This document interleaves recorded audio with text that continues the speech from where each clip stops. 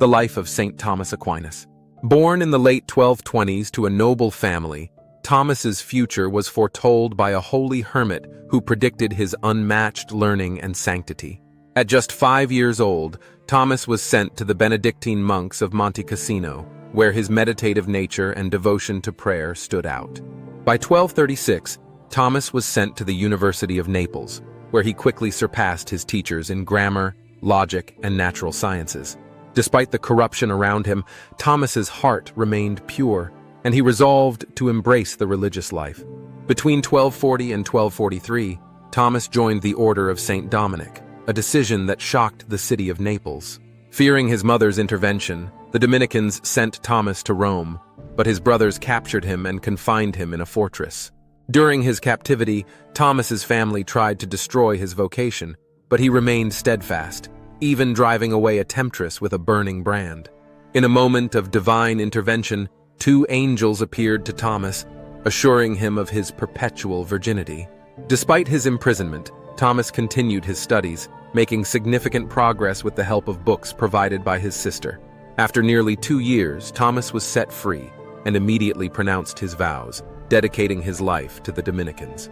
Thomas's humility and quiet nature were initially mistaken for dullness, but his brilliance soon shone through.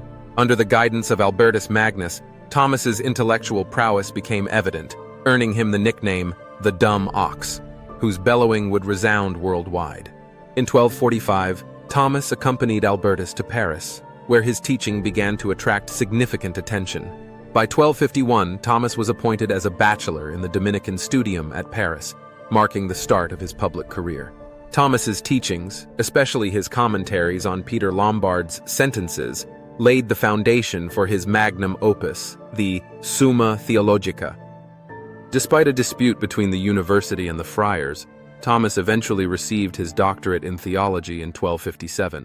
Thomas's theme for his doctoral promotion was the majesty of Christ, a prophetic choice that reflected his future impact. From this point on, Thomas's life was a whirlwind of praying, preaching, teaching, writing, and traveling across Europe. Thomas's sermons were renowned for their piety, solid instruction, and apt citations from the scriptures.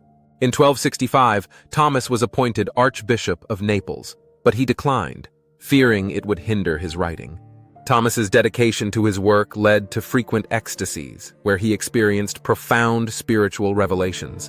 In 1273, after completing his treatise on the Eucharist, Thomas had a vision where Christ praised his writings. Thomas's final years were marked by intense spiritual experiences, leading him to cease writing, declaring his work as of little value compared to divine revelations. In January 1274, Thomas set out for the Council of Lyon but fell ill and was taken to the Cistercian monastery of Fossa Nuova. As he neared death, Thomas made a profound act of faith, affirming his belief in the Eucharist. Thomas passed away on March 7, 1274, leaving behind a legacy of miracles and profound theological contributions. Canonized in 1323, Thomas's remains were eventually moved to the Dominican Church in Toulouse, where they rest today. Thomas's physical appearance, as described by contemporaries, reflected his noble and meditative nature. In 1567, St. Pius V proclaimed Thomas a doctor of the Universal Church, recognizing his unparalleled contributions to theology. Leo III in 1879 declared Thomas the prince and master of all scholastic doctors, cementing his legacy in Christian philosophy. Thomas Aquinas' life, marked by unwavering faith and intellectual brilliance, continues to inspire and guide scholars and believers worldwide. The Prince of Scholasticism, forever in our hearts.